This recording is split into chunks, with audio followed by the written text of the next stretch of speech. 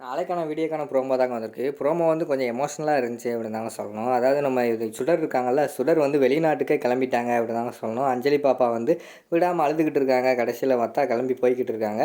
அது தடுக்கிறதுக்காக இந்து வந்து பயங்கரமாக பிளான் போட்டிருக்காங்க அப்படின்னு தாங்க சொல்லணும். அதெல்லாம் பார்க்குறப்போ சேனல் மட்டும் மறக்காமல் லைக் அண்ட் சப்ஸ்கிரைப் மட்டும் பண்ணிடுங்க.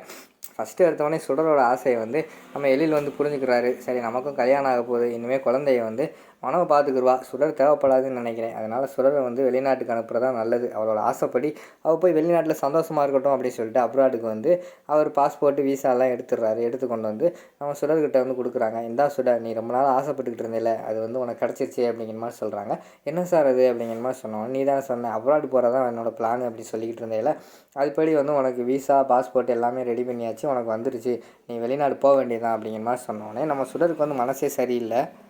என்னடா இது, நம்ம போகலான்னு நினச்சிக்கிட்டு இருந்தப்போ எதுவுமே நம்ம கிடைக்காம இருந்துச்சு, இப்போ நம்ம வேண்டாம் வெளிநாடே வேண்டாம் அப்படின்னு சொல்லிட்டு நம்ம வந்து முடிவு எடுத்துட்டோம். அதுக்கப்புறம் வந்து எல்லாமே கைகூடுதே, இப்போ நான் என்ன பண்ணுறது அப்படின்னு சொல்லிட்டு அவங்க ஒரு பக்கம் யோசிச்சுக்கிட்டு இருக்காங்க.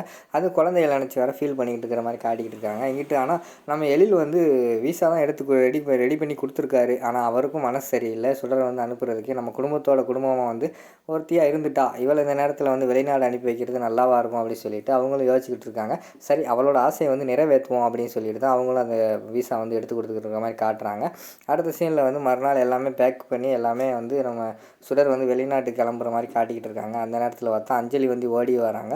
சுடர் போகாத, என்னை விட்டு போகாத, என் கூட இருந்துரு அப்படிங்கிற மாதிரி சொல்லிட்டு அவங்க வந்து என்னென்னமோ அழுகுறாங்க. சுடர் வந்து கட்டி பிடிச்சிக்கிட்டு, இல்லை நான் வந்து போய்தான் ஆகணும், இனிமேல் உங்களுக்காக வந்து ஒரு குடும்பம் வந்துருச்சு, இனிமேல் உன்னை வந்து அப்பாவும் மனோ ஆண்டியும் பார்த்துக்குருவாங்க, நான் வெளிநாடு கிளம்புறேன் அப்படிங்கிற மாதிரி சொல்கிறாங்க. இல்லை எனக்கு யார் இருந்தாலும் தேவை கிடையாது, எனக்கு நீ தான் வேணும் அப்படிங்கிற மாதிரி சொல்லிவிட்டு அஞ்சலி வந்து அழுதுகிட்டு இருக்கிற மாதிரி காட்டுறாங்க.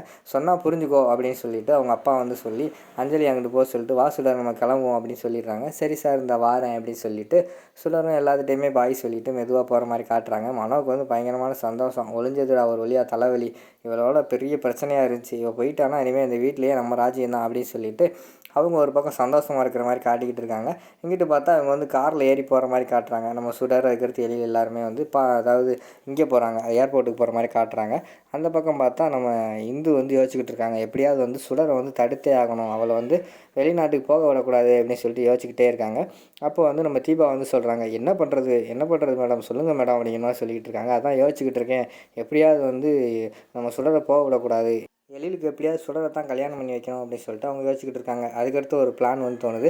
தீபா பேசாமல் சுடர் போகிற காரை வந்து நம்ம இடிச்சிருவோம், அவளுக்கு எப்படியும் அடிபட்டுரும், எப்படியும் ஃப்ளைட்டை மிஸ் பண்ணிடுவா, அதுக்கடுத்து போக மாட்டாளா அப்படிங்கிற மாதிரி சொல்லிகிட்டு இருக்காங்க. அதை கேட்டோடனே பார்த்தா நம்ம தீபாவுக்கு வந்து தூக்கி வாரி போட்டுருது. என்னது ஆக்சிடெண்ட்டா அப்படின்னு சொல்லிட்டு அவங்க வாயை பொழந்துக்கிட்டு இருக்கிற மாதிரி காட்டிக்கிட்டு இருக்காங்க. அதோட பார்த்தீங்கன்னா அந்த ப்ரோமோ வந்து முடிச்சிடுறாங்க.